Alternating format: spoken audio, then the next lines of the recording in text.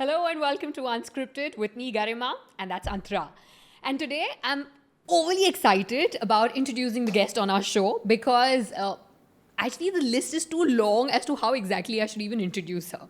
Because some of them know her as the Vice President of Environment Society of Oman, some know her as the Business Development Head of Hrdrom, some know her as the first female in the Arab world who was a soccer analyst. Some know her as a TED speaker with more than 1.5 million views on YouTube.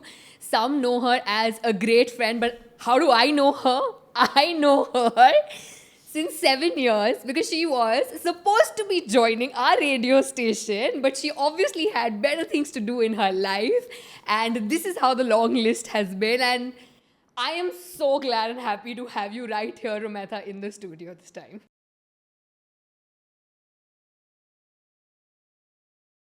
I'm glad to be on the other side this time around being interviewed by you, by I the know, way. right? And this time the interview is going to be very different. Oh, I'm looking forward to it.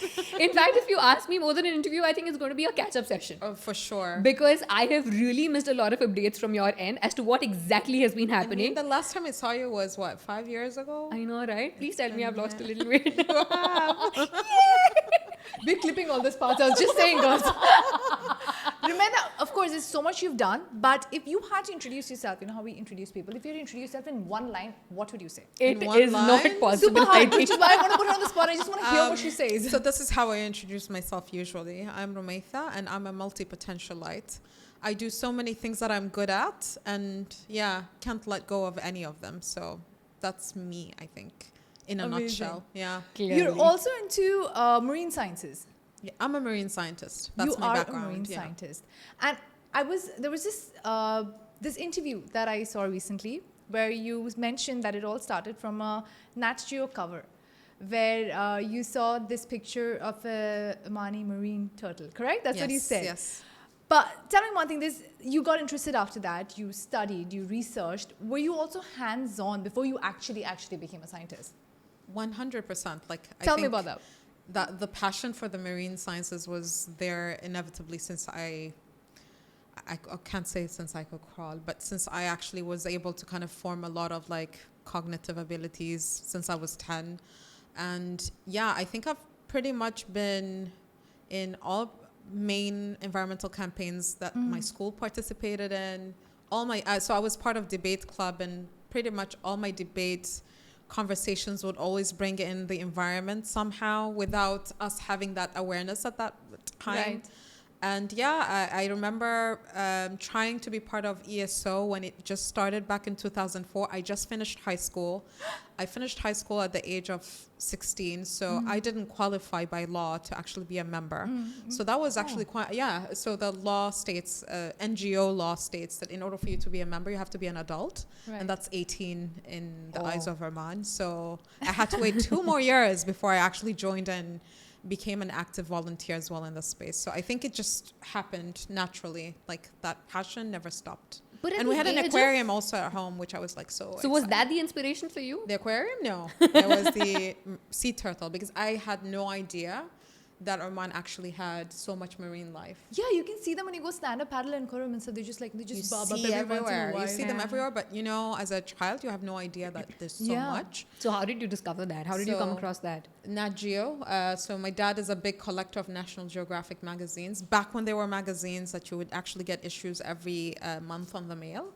And I think if you walk into my dad's library, you'll see yellow all across various rows because he's a collector. So one of those issues was actually the cover story was the Oman green turtle. And I read that issue cover to cover, so fascinated with the fact that we actually had them in Oman, and I had no idea. So then I went and told both my parents, how on earth do we have this? And we had no idea. And my dad was it's actually quite close to where your grandfather lives, and that's in Sur. Okay. And the fascination started from there, basically. Okay. Have you been into rescues? Sorry. Yeah. Have you been into rescues, I don't know. Rescuing turtles? I mean, done some sort of campaigns where, when you go, where some of them get stuck in a net and you free them. Yeah, things I've like done. That. I mean, I think that comes as a. It's natural. You just loads of them. What was the first I time? chased, just to kind of give you an example of my fascination with turtles. I chased turtles all my life to the extent that I went to the Bahamas to understand their eating patterns and everything. Wow. So, yeah. Marine life through and through has been dictating a lot of the things that I ended up doing, including a lot of the crazy adventures that I ended up going to was as a result of that. What was the most emotional one? Anything that you can remember when you were able to save or not able to save?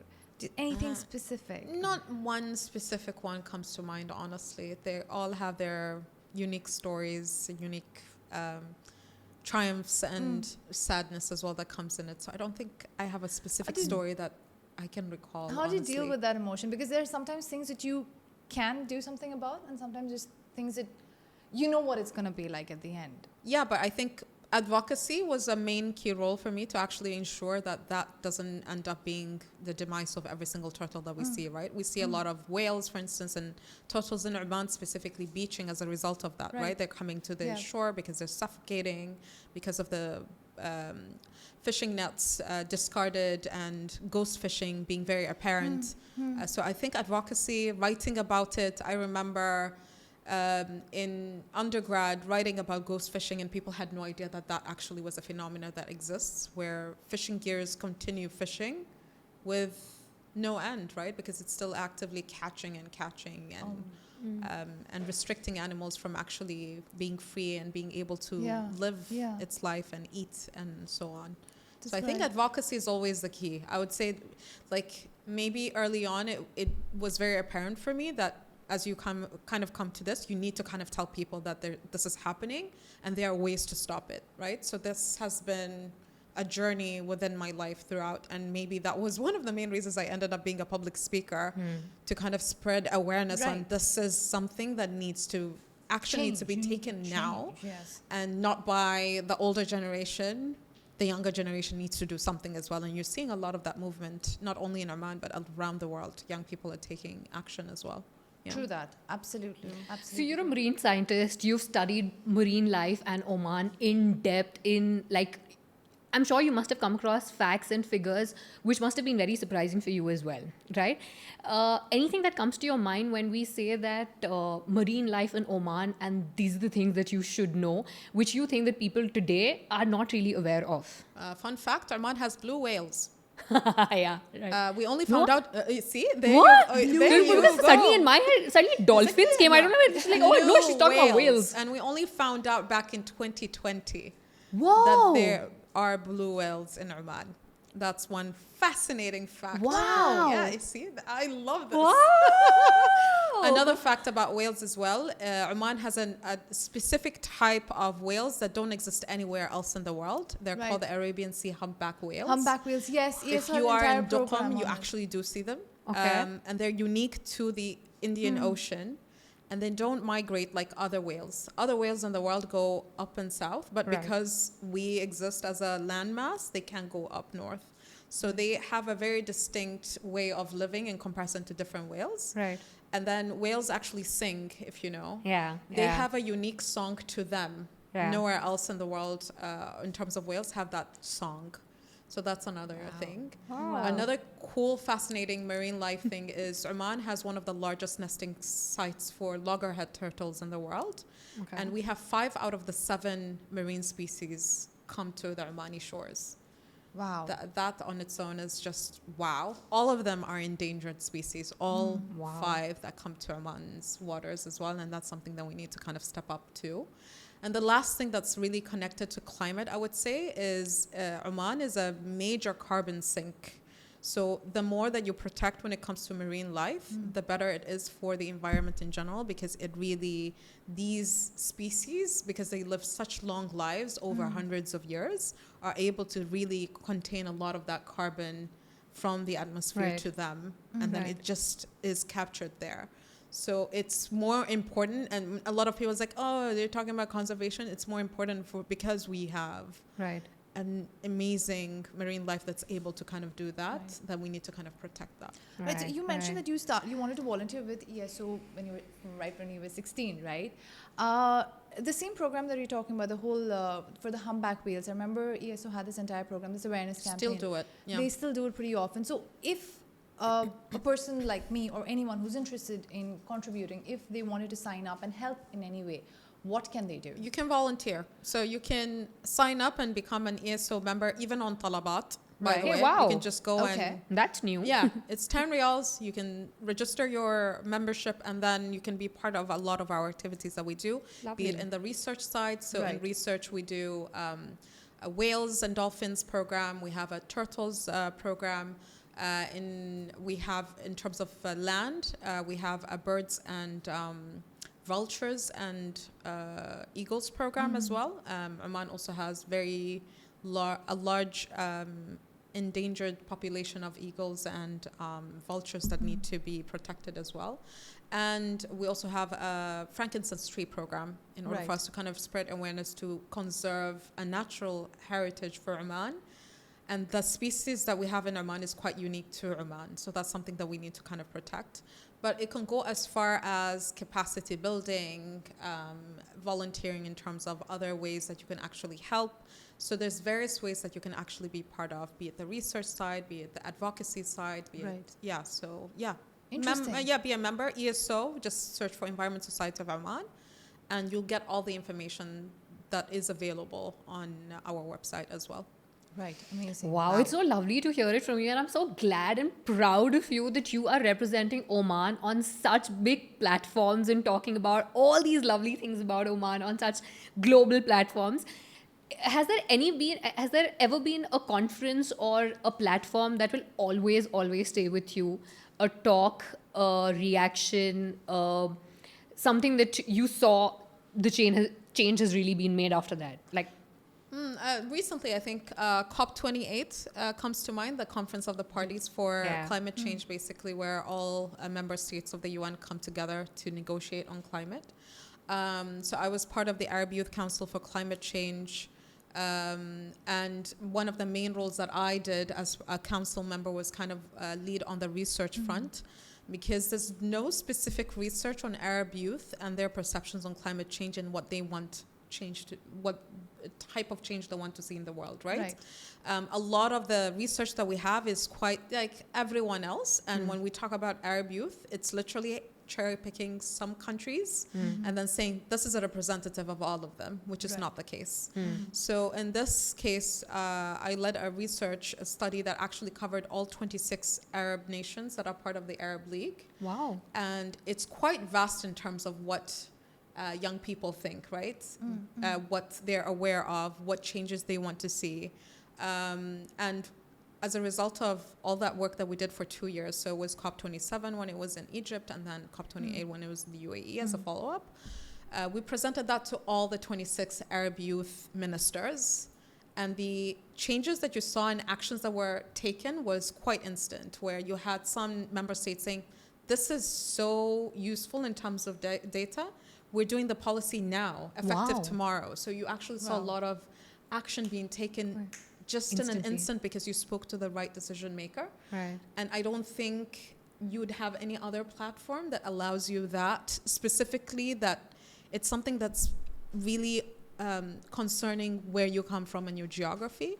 We tend to talk about young people in a collective manner, but tend to not have a representation Yeah. from our own country. So that was kind of a breath of fresh air. And I think to this day, it's my crowning moment. I was like, okay, all of them know about our problems and they know solutions, and they're actively working on implementing these solutions, Right. which Yeah. were quite Yeah. amazing for me. Yeah. Oh, that's Right. lovely. And this is also where you have a lot of, because they promote innovations, right? Different types of models and things like that. Was there anything specific that you worked on or something that you saw actually being implemented? So in terms of, I'm not an engineer to kind of innovate on stuff. I do a lot of the research and a lot of the studies as a Absolutely. scientist Right. myself. So in terms of a lot of actions, I think the policy recommendation, one of the main policy recommendations that came out of there Right. is the fact that none of the Arab countries, none of the top universities in the Arab nation actually has a program on climate science. Really? We all study environmental science, which is quite different. Yeah. Environmental science is the relationship of us as human beings with the environment Right. and the physical space. Okay. Climate is more, I need to calculate how much carbon is there. It's more specific into climate change. And there's no specific dedicated program for that. It's coming. That's All one of the right. main Way things. to Like go. the climate science program is coming. It's going to be offered in 3 universities starting this September. Oh, lovely. So the next academic year. So you're Lovely. seeing Talk about a lot immediate of these action. Yeah, so immediate actions were taken. Very And nice. there's some that are quite long term that require a lot of behavioral change, like banning of plastic bags and single-use plastics. The young people want it tomorrow. Right. The older generation is still thinking, oh, but it's impacting some of my economy as well. So how do I It's not convenient. put that change, right? So it's still a battle on a few more system Exactly. lens, but there are things that immediately can be taken as actions, and you see the changes. And here's the thing, immediately. like, despite advocating so much, creating so much awareness, sometimes there are just, I wouldn't say all, but there's still a significant number of people who, they know what is wrong, but they But they still continue choose to do it. Ignore it. Yeah. I don't know if it's just lack of compassion or... No, I think I think soon it's as the it convenience impacts as you, well. No, but I think as soon as it impacts you as an individual, that's when you make the change. Ah, very Well said. true. I mean, all Well of us. I mean, So then let's say we that they're not aware of yeah, it then. Yeah, I mean, we postponed our recording just because there were expected floods, right? If it doesn't impact you, Yeah. Yeah. It you has to wouldn't be know. personal. Yeah. And that's Yeah. actually one of the interesting facts. Like when we surveyed who was the most aware out of Oman came as number one. And when you ask every single why, the cyclones go no, changed my mind. I saw my house drown. I saw my family member die. I saw. So there's something that really affects you. That's when you want the change to happen. And more often than not, you see more of the young people because they're the ones that are staying at home. They're the ones that are helping. That are seeing that impact. Yeah. When the older generation, the majority, specifically when we talk about men, who are the ones who are leading the show at the end, are not really within those vicinities because they're out working and not really seeing the impacts. It's more secondary for them. So I Very feel well the said. more it impacts you, Yeah. the more you will take a change and the more you will stop this whole conspiracy. It's global cooling. It's not global warming. It's just so much of this. Yeah. Stuff Actually, talking happening. about that, and I don't know if it is the right question to be asked also or not, but on WhatsApp, on social media, we keep seeing that a lot of climate change has happened. This year suddenly, oh my God, it's warmer than last year. Oh my God, this time there are lesser rains. The fruits don't taste the same. I don't know. I mean, like random messages and random things that you really go Yeah. through, right? So you somewhere in the back of your head, you know that yes, things are happening. You also know that if you don't switch on that AC, if you're not really staying in that room for that long, or if you can Yeah. do without it, it'll make a lot of difference. But still, people don't True. just kind of. The question here is like how you said that till the time it doesn't really pinch you or till the time it doesn't affect you directly, you will not make that move. Do you mind sharing with us a few facts, figures, numbers where people really get to know that yes, it will eventually make a difference to you and you Your need to power stop bill. that now? Your power bill is the biggest impact, right? There's a program that allows you to kind of sell to the grid in Oman specifically when you have solar panels Right. installed as part or renewables installed as part of your energy mix, Right. that your bill can actually go to negative What? because you're contributing power to the grid through your renewables. But a lot of people are not really participating or doing that. Hey, Yeah, take me through that then- entire process again. So it's Honestly, basically are you installing aware of this? solar. I didn't know it was, I knew it was reducible. I didn't No, know no, Are no. you It waiting can to go go to the negative? negative. Yeah, because you are probably, because of the sun, producing more energy than you actually consume. So what happens to the surplus? You send it back to the grid. Whoa. Oh. And that's only allowed on the individual level, not on major big projects, only on the individual level. So Something it worth impacts your exploring? power bill to the positive, right? Wow. And that's something that a lot of people, for instance, last year we heard, I'm sure it's happening this year because summer is soon. Yeah. Everyone was complaining about their power bill. Yeah. There's ways that you can actually contribute to that. Ah, Yes. very interesting. Thanks for sharing that. Well, another thing that caught my attention was, of course, Hrdrom. And Hrdrom signing a deal worth $11 billion. Two deals, Two deals. project agreements. And is that figure the right figure? Yes, let me just check my $11 billion. notes. $11 billion US dollars. 2 deals you have signed, and which actually means that by 2030, Oman would be the largest producer for green hydrogen. Am I right? Yes. Only that the 2 agreements add on to 6 agreements we've signed in 2023. So collectively, February. all 8 Yeah. will put us on the map to be one of the top exporters of hydrogen in the world. Wow. Yes. So if you just had to simplify this for me and tell me Oman and green hydrogen, what is it? What is this whole hype about it? Wow. I mean, like, why suddenly everybody is just talking Everyone's about talking See, about listen, it, right? I know, right? And something that caught my attention was that Oman is geographically very nicely placed. So basically, we become the exporter to Europe as well as Asia. Yes. Right? So that makes us very important. Plus, because of all the logistical support that we have, Infrastructure, yeah. infrastructure that we have, obviously we're going to produce like really crazy green hydrogen is what I see, right? Now you're going to simplify and tell me Yeah. that what is this whole thing between green hydrogen and Oman? Okay, so I'll start off a bit backwards Yeah. and say that Oman already produces hydrogen. Right. But we produce gray hydrogen. So hydrogens are the way that you produce hydrogen is known in the form of colors. Okay. Gray is basically the conventional way of using natural gas to produce hydrogen. Okay. And that hydrogen is mostly used in industrial applications. So all the aluminum and steel plants that we have in Suhar, for instance, use a lot of hydrogen in order for it to produce the end product. Okay. So the vision, back in 2022, in October specifically, Oman announced its net zero plan, looking at reaching net zero by 2050. So that means that the amount that you produce in terms of carbon and the amount that you emit are quite, and the amount that, you try It's to kind almost of, zero. it comes to The whole zero. green Yeah. circular But it doesn't necessarily economy. mean that we will not produce any carbon, Yeah. just to Obviously kind of, not. so we offset that balance. As part of the net zero plan that was announced in 2050, Oman announced 6 types of technologies that will help and innovations that will help Oman reach that target. Oh. Hydrogen is one of them, green hydrogen or low carbon hydrogen. Oh. Yes, so green hydrogen is another color that tells you how it's formed. Green, from its name, comes from the renewables. So you use Right. solar and wind production to produce hydrogen. Okay.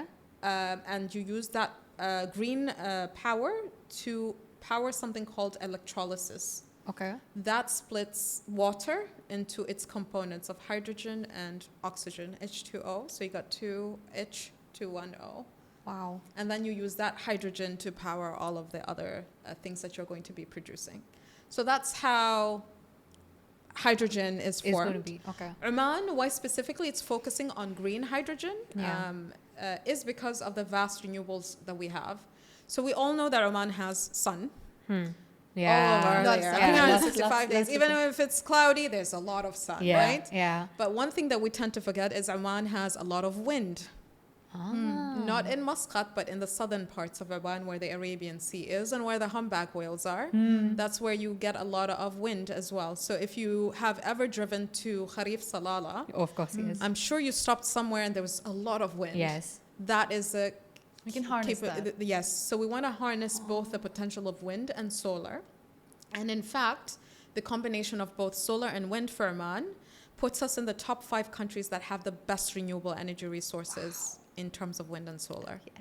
So that's why Oman is capitalizing on green Land. hydrogen Okay. and has already allocated 50,000 square kilometers of land by royal decree in the southern parts of Oman. So from Duqm all the way to Dhofar to produce green hydrogen. Lovely. Lovely. Yeah, So yeah. we're using it all to our advantage For now. sure, yeah. Nice. And as part of the strategy that was announced for hydrogen specifically, Oman announced targets of 1 million to 1.5 million tons by 2030 of green hydrogen and an overarching goal of 2050 of 8.5 million tons.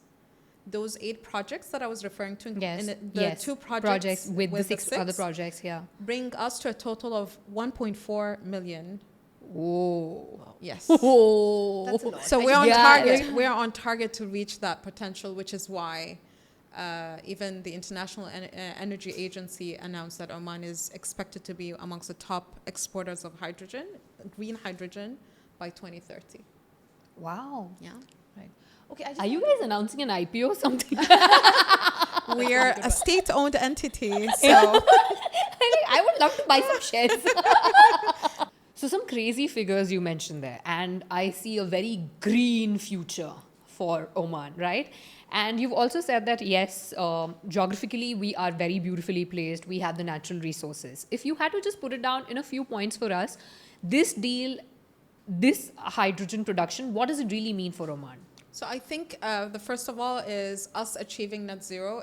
We're on target to kind of achieve net zero should we reach those targets.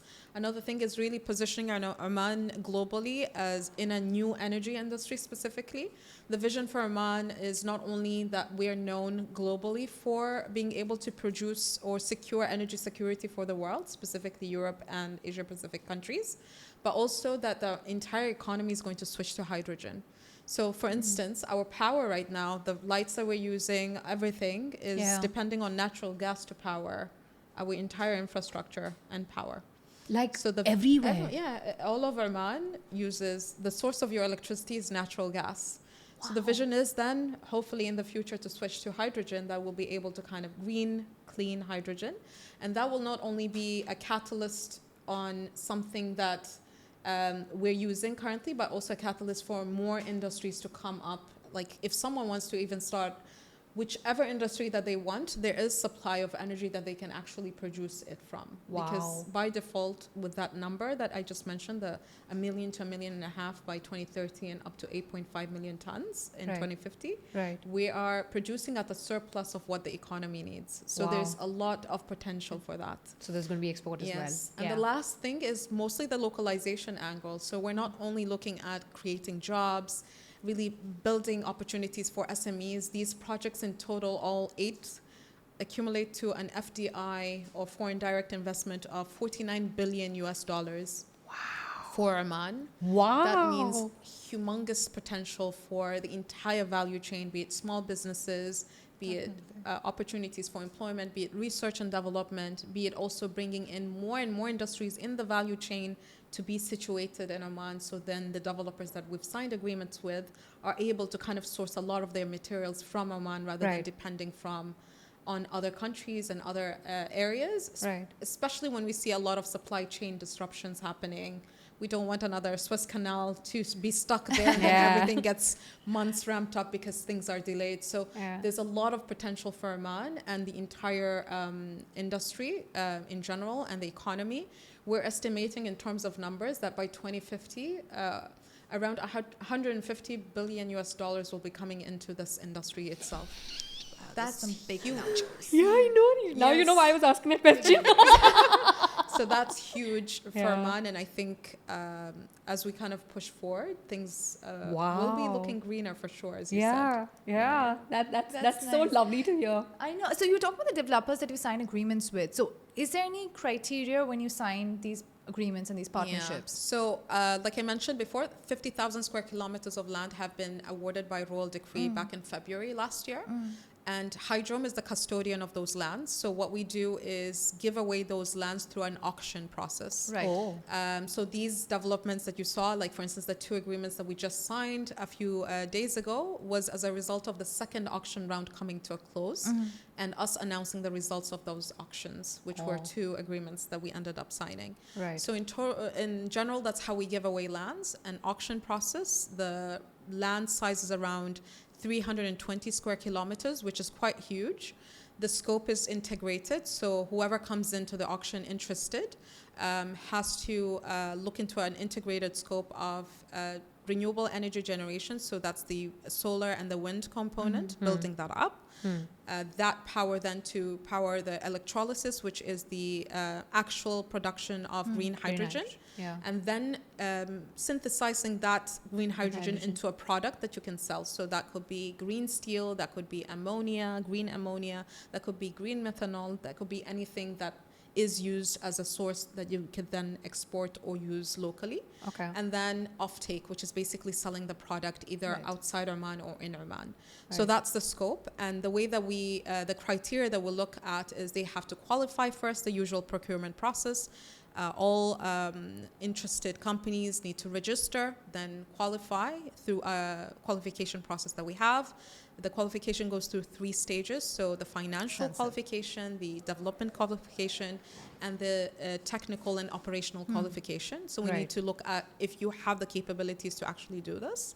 And then it moves into more, if you qualify, you are then invited to kind of bid, and you receive the request for proposal and then provide your proposal. Right. We go through it through 5 criterias, which is very similar to the qualification, but adding 2 more. So look at the development capabilities, the technical and operational capabilities, financially, if the company or the consortium is able to raise funds for the project. The average size of one project is $6 billion US, so it's quite important for Oman as well that you're able to commit to this. And then 2 main ones are the localization. So we're looking at in-country value. So that's the usual jobs, R&D, domestic sourcing, and then an additional criteria is the domestic industry development. So what are you bringing in from the value chain that doesn't exist in Oman right now because it's a new industry? What are you bringing in here? Is it upstream? Are you building solar panels? Are you bringing in blades for the wind turbines, for instance, in Oman? Right. Are you planning on localizing that? Or is it something more downstream? Is it building an ammonia plant? What is it? Those are commitments. So as soon as they take a final investment decision, those turn into contractual commitments that they're obligated to provide to Oman as well. So it's quite a cohesive, very transparent process. We had over 200 companies. We have had over 200 companies worldwide compete for a slice of the pie, and we've only awarded 2 consortiums so far. In this round, in addition to the 6 that we awarded in the previous round. Are there any more coming up? At the moment, we're completing phase A, which is the 2030 production. We're assessing and then planning on announcing more. But the vision for Hrdrom in the coming 5 years is we will be continuing awarding a block or 2 throughout the coming 5 years. And in addition to that, building the whole supporting ecosystem. So is logistics in place? Is everything in terms of infrastructure in place? What is there that we need to kind of build for the ecosystem? And the last thing is making sure there's so much localization as possible. So as many companies and as many Omani individuals are able to capture that opportunity as well. Amazing. Doesn't it feel great to actually work on something that has got such a brilliant impact? But that was my main criteria throughout my life, that I will not work for things that don't match with my values. I was just going to ask you that. Like it has, like if I'm advocating for the environment, if I'm advocating for making impact when it comes to mitigating climate change, I need to work for something that actually really speaks to my values and really, and I can speak with pride and memorize all the numbers with no worry. It just comes naturally to you. It comes naturally because you really believe in the message, right? Working for something like fossil fuels is, has never been in the cards for me, and I find it quite a struggle as well. I mean, we're an oil country, so opportunities were not like. Like this is just you. This is Rumaitha. This is what she should be doing, right? Have you ever been put in a place where maybe you're doing your part, you're doing it right, but you later realize that the organization or the group isn't as ethical as they claim to be? For sure, yes. What do you do? I leave. I advocate first. So I'm not a chicken, so I don't just leave for the sake of leaving and avoiding confrontation. I do speak my mind. If things don't work out, then they don't work out. But I'm sure that you have come to this stage after a lot of things. It must have not happened like this. Yeah. I mean, I don't know if I'm allowed to say this, but what you've done at your age, I mean, you like adding a lot of pressure to young women and young females out there saying that listen, everything can be done. And at this age, I make it easier. I believe that I'm making it easier for a lot of girls. Like, I know, and I address this, that I come from a place of privilege. I'm from Muscat. My family are quite open. My parents are quite okay to be mama bear and papa bear and really protect me against family members that would think otherwise. Not many people have that position. Just to give you a context, I was attending a talk for Women's Day recently. And there was an interesting statistic which said around 30% of Omani women still don't have the luxury to actually go to the health center without permission or a male guardian. What? So I really like when we actually say that, we take into account that, oh, we're all the same when we're not. So I try my best, but my main message is, okay, I could do all of that, but you could do a simple thing as well. It will empower you, hopefully, to really pursue whatever it is that you want to pursue, right? Yeah. It just kind of surprises you, right? Because a lot of things which are so normal to us, where we're like, yeah, this is how it is supposed to be. Yeah. Exactly. Like, you know, if you're like, if you're working for like, let's say 10 years, 15 years, then certain things are like very normal for you. They're okay. Why do you even have to ask for this? You can do this. But then you're surprised to know that it's actually not normal for a lot of people out there. It's like I always say this, and I always get my friends. So I was like, it's common sense. Like, it's common sense to you, but not to many people. Yeah. So I always think that, like, maybe your IQ is higher than everyone, but it's not common sense to everyone that this is how you should do things. Yeah. So I'm like, Google Calendar. It's so easy. Why did you do it? It's not common sense to everyone to have a Google Calendar working. I know what you mean. You also have a platform to empower women. Yeah. Right? Tell me about that. You mentioned you provide culturally relevant mentoring. Yeah, so can you tell me about not that? mentoring per se. We teach negotiation skills. Right. Whoa. Yes, we're planning on bringing it to Oman. We're currently doing it virtually. We're based in the US. Right. But we offer negotiation skill, 2 types of negotiations. We all need that. Everybody needs Every that. single more woman about needs that. that. That was the main reason I started it anyway. Right. So we teach 2 types of negotiations. One is career-driven negotiations, so how to ask for your salary or your first promotion, specifically for early entry into the work field, basically. Right. And the second one is having uncomfortable conversations. Culturally, when our parents say no, we don't argue. Yeah. But what if you had the conversation, but not in a very disrespectful way? Right? Wow. Yeah. So for a lot of women, like, I wanted to do this. My dad and my mom said no. Why didn't you ask them why? Yeah, because that's how it's supposed to be. Yeah, we don't ask. But you why. do ask. Yeah. Why? So maybe having that conversation can push. And most of the time, specifically for men, we realize that if you actually have that conversation, a lot of the no's come from a place of fear more than a place that they don't believe in you doing it. They know that you're capable of doing whatever you want to do, but they're fearful. So they shut down, and they, rather than having Just a conversation, say no. It's easier. You know, as simple as it sounds, that the word no, just a 2-letter word, but the art of saying no and when to say it, how to say it, and I don't think so we are taught that enough. Omanis don't know how to say no. Do you know that? Like, I think for a lot of our interactions, even with government agencies and whatnot, they won't tell you no. They'll, well, think about it. Send me more details. Send me more. And they try to kind of brush it off in the hopes that you will forget. Yeah. It'll fizzle out eventually. Yes, exactly. And I remember I had another session last week, and one of the guys was like, if we could only say no, it would save so much time. Oh, something suddenly came to my head, like this. So it's an art, true, but it's also we're not confrontational in a lot of the way that we deal with things, and maybe we need to be more confrontational. Wow, that's so not in a lovely bad to way hear. though. Yeah, of course. But so then, I don't teach people to be rude, but maybe like push a bit and have that conversation. Yeah. Wow. Wow.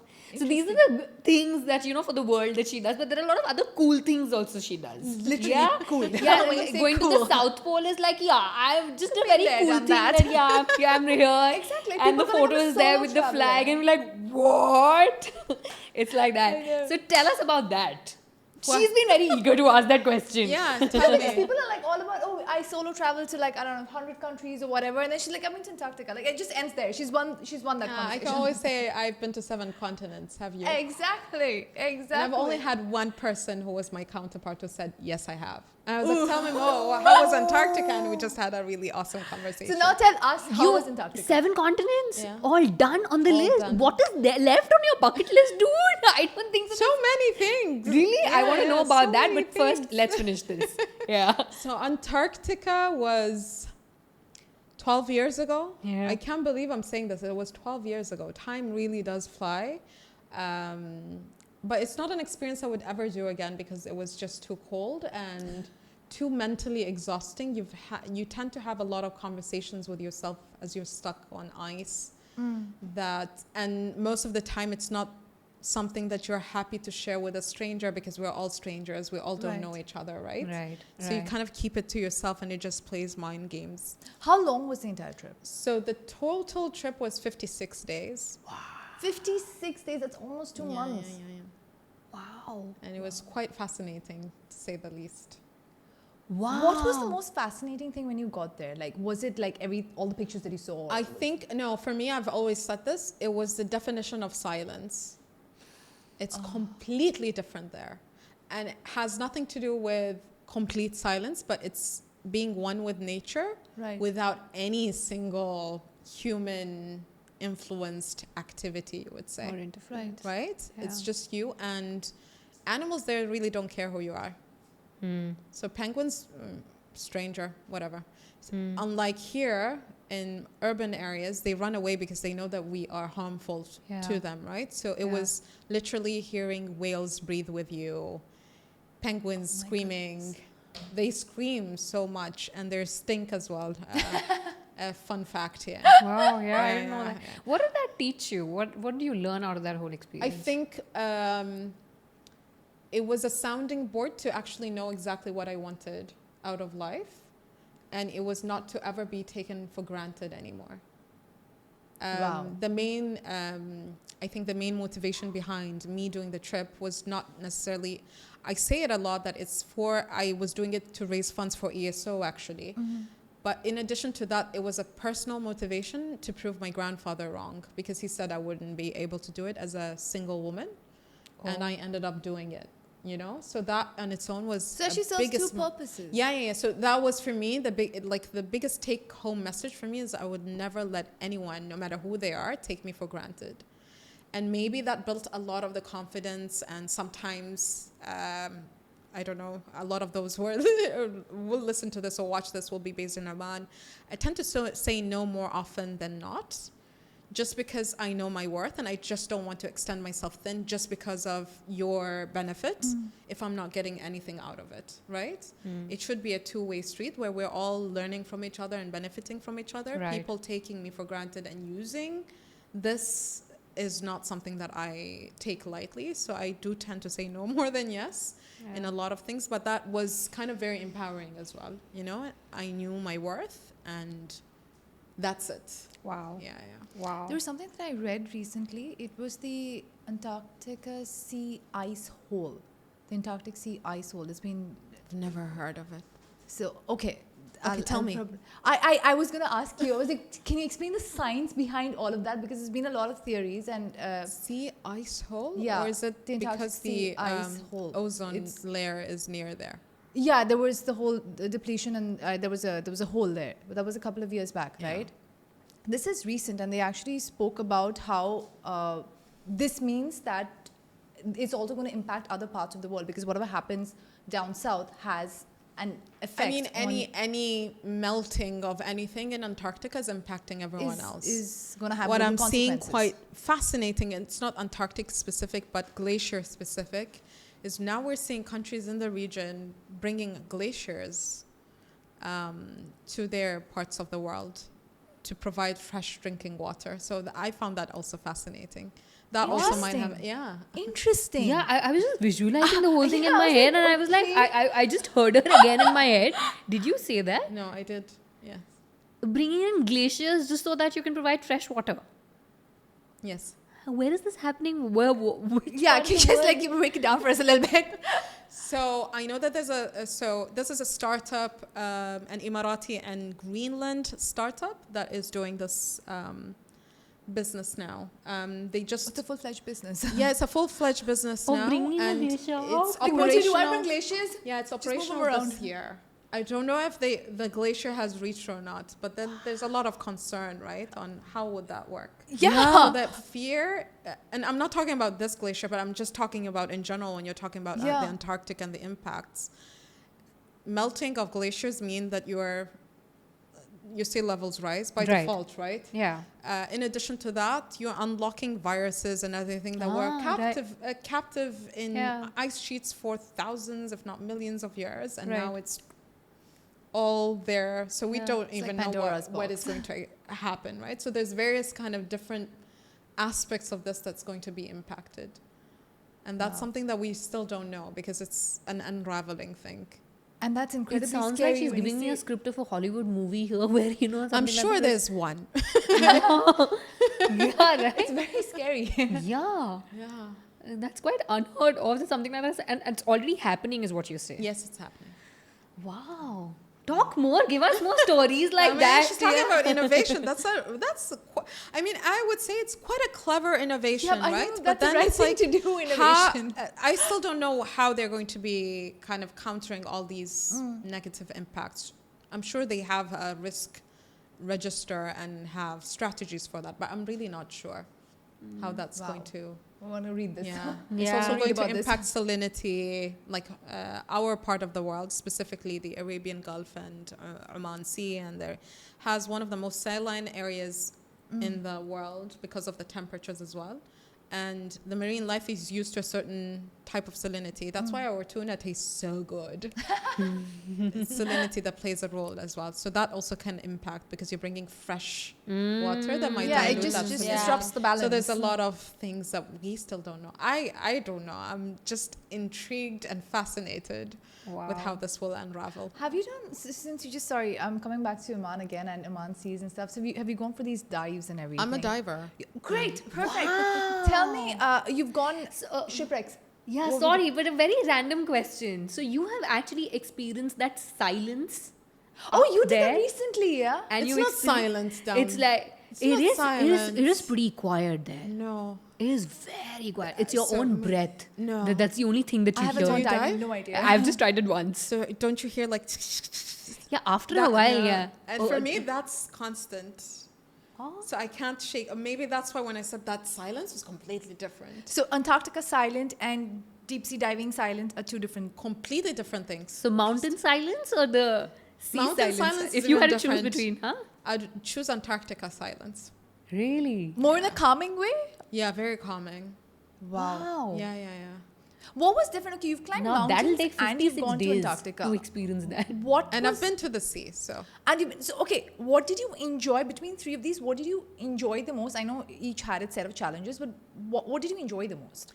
I think it's the solitude. It's my meditation. I've only realized maybe 5 years into doing a lot of these crazy adventures and traveling, and it's like, oh, it's actually the solitude and the silence that you get and alone time, because that's the only meditation. Everything else, I'm so busy doing so many other things and interacting with people that I don't give myself that time to really think and kind of recalibrate, right? And navigate myself to the target that I want. And obviously, as is the case with everyone else in the world, your goals and dreams change. So they change, and they change as a evolving. result of that alone time. If it wasn't for that, I think I'd be in a very different trajectory than now, because I wouldn't have been able to self-soothe as well. Okay, tell us some nice dive sites in Oman, in and around Oman. Dimaniyat, Musandam is amazing. Marbat is amazing. If you have the opportunity to go to Masira, please do. Loads of turtles there. And also, I think the entire coast of Oman is quite fascinating and amazing in different ways, I would say. My favorite, though, is Dimaniyat, 100%. June Island. That's where you encounter a lot of leopard sharks and fun cuttlefish, which is my favorite island out of all the Dimaniyat islands. But yeah, every single site has been quite fascinating, and no dive is the same. They're so different. In Oman, they're so different. Is there a particular time that you would recommend that you should try Depends this on season, that how you season? like the weather. Like, I love the summer because I don't dive with a wetsuit and it's perfect, right? Winter is just shivery and cold. Yeah, fair enough. Yeah. Are there any mindful practices that you follow on a regular basis? You've got a crazy schedule, Rumaitha. You have done so many things. Like, I'm still in my head. I was just thinking, I think, somebody needs to write a book on the things that she's done, which I think you're doing that as well. I'm writing a children's book. Oh, What's it about? I just heard that you're writing a book, but I didn't really know as to what and It's a why. children's book. Okay, and what is it about? Let me guess, turtle. No? There's a turtle. There is a turtle. It's not about turtles. There's a turtle, Close. and it's Okay. on the cover as well. There's a turtle on the cover. Yeah, nice. Close. But it's about a girl named Muzun, Okay. which is short form for Mizun, which is the old name for Oman. Okay. And she comes from Musendem Okay. and is just kind of dives in reading. Oh. She loves to read. That's how she gets transported to different parts of the world and Oman. Wow. But then she encounters a big challenge that she has to kind of encounter and overcome. Right. And she has a sidekick that helps her throughout all of this by traveling Oman and Okay. exploring all the fancy stuff, including turtles. In Oman. Hey, nice. I'm actually looking forward to read this book. Yeah, I'm looking I don't forward care to- if it's a adult book or a children's book. I'm going to read this one. Fun. Yeah, they're super fun. The illustrations are really cool. Yeah. We When is wor- it coming out? Hopefully coming soon. I still need to finish writing. Okay. No, it's It's done. done. It's done. Everything is done. It's just figuring out Publishing how and stuff. to. No, we have the publisher. It's all done.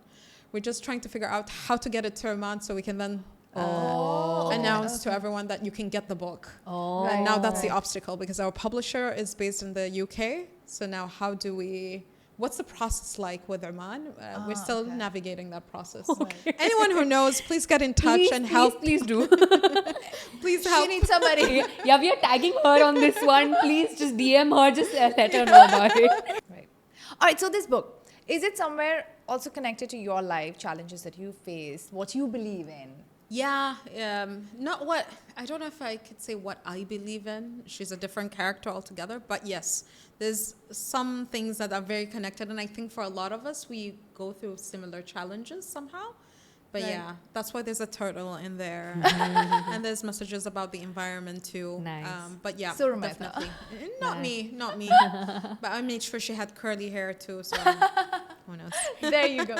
So you've done so many things already. You've been to the South Pole. You've been to 7 continents. You're now the business development head for Hrdrom. You're already working with ESO. You've been a radio presenter. You have done football analysis and all of that. Is there anything else left on your bucket list? These were not bucket list stuff though. These just happened. Fair. Okay. My Yeah, you didn't do bucket list, anything. It just yeah, happened. just You're thanking your happened. I stars, mean, being they ended up grateful, with, all but I didn't have gratitude. like a bucket list of going to Antarctica, check. Yeah. But there are a few adventures that I still want to do. Okay.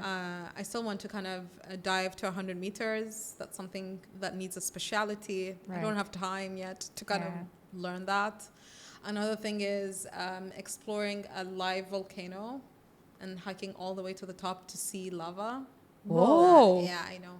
I've done Wow. one in Iceland, but it was just, they were like, this is an active volcano and all that. And there Wasn't was it nothing. not scary There enough was for you? just, there was just like smoke. Like, you can't see. I was like, that's it? No. You want to do that? Yeah. Okay. Okay. Yes. Okay, so these are the 2 things. 2 main things that I want Yeah. to do. Yeah. So do you also have a vision board, or you also believe in manifestations? I Or do believe you- in manifestations, you do? but they're quite emails like this. I'm going to do this, or this person I'm going to one day know and speak to. You know. Yeah. This place, this is where I'm going to live. And I believe you, I kid you not, they've all kind of come true. Really? Wow. Tell me a few. So where I live now, it has always been a dream for like 10 years. It's like, I'm going to live on this hill. I will live, and it just naturally happened. And I only realized when I actually officially moved in and drove, and I was like, wait, I was saying that I wanted to live here, and it happened, you know? Wow. So things just naturally happen, and I really believe in the power of attraction. As you work towards something, Right. it will just come to you. Right. Yeah. Right. True that. So it has actually happened, and you believe totally in that. Yeah, Antarctica was, just to give context, was something that I studied in undergrad and said one day I will go. And then when I tried to figure out how to go, they were like, yeah, you can't because you have to be, in order for you to do marine research, you have to be a national of a country that claimed Antarctica. I was like, Oman and Antarctica, no. Like Oman has never claimed Antarctica, so you have to be part of, like, you know, the Argentinians or the British or the Norwegians, the bunch of people who actually claimed and put a flag on Antarctica. So it's like, that's Oh. something that Oh, I will didn't know never this. work. Yeah. And then fast forward 5 years later, here I am standing on Antarctica, and I made it, you know. Wow. While it was kind of impossible for you to do, while the mission was different this time around, this was an expedition rather than research. Yeah. I really believe in that. Like, you really attract things that you want to do. Wow. Wow. That is a story. Yeah, I know, right? So Rapid fire? Yes. Okay, start. Your favorite. Yes, let's do rapid fire. Your role model. Mom. Straight answer. Okay, since we're speaking about Antarctica, the best site in Antarctica. I know it's like just cold and empty, but Browns Bluff. a little bit more Oh, on you that. told me one. Just a little bit. I'm just curious. This is just my curiosity asking now. I just love the view. Like, you see the coast, you see everything, and you see snow. And it's the picture where I have the Omani flag. If you Google me, you'll know which picture. I've seen that. Yeah, Yes. you see that view. That's why. Nice. Okay. Favorite marine being. Marine sea turtle. Okay, since you said turtle, as a turtle, what is one thing that you would tell a human being? Stop littering. Nice. Everybody hear that. Okay, one message about climate change to everyone listening to you, watching you. Know your carbon footprint. You can do it online. Just search for how to calculate my carbon footprint. Once you know that, you know what actions you can take to reduce your footprint. Wow. I didn't know that. I'm going to do that right I'm away. going to do that too. Yeah, Interesting. Yeah. All right, the scariest thing about being on one of these expeditions, whether it's Antarctica or the mountains. Any wrong slip and you can go. Oh. That's the scariest thing that I've always had. It's like, walk right, don't slip, be careful. You're very strong-headed. You're like a self-made woman. But if there would have been someone in your life whom you would go to for an advice or for an opinion, who would that person be? Myself? Is that Yeah. fair? And if you pushing. ever get stuck and if you have to go, or If I want to vent, I would say my mom. But unfortunately, I don't think anyone lives my life. So they don't understand what I'm going through. And like I said, common sense to me is different than common sense to a lot of people. So Okay, fair enough. Your go-to line when you're advocating for climate change? empowering women and girls is the #1 solution to mitigate climate change. Wow, you That's brought my two TED things talk. together. Thank you very much. Wow. Exactly my TED talk says about this. Right. Yeah. Lovely, lovely. My last one. ESO or Hrdrom? Both. But I would say community trumps anything else. Yeah. ESO's community, it's been there for a very long time. Civil society and what we represent. Hrdrom is amazing, but it's a new journey for me.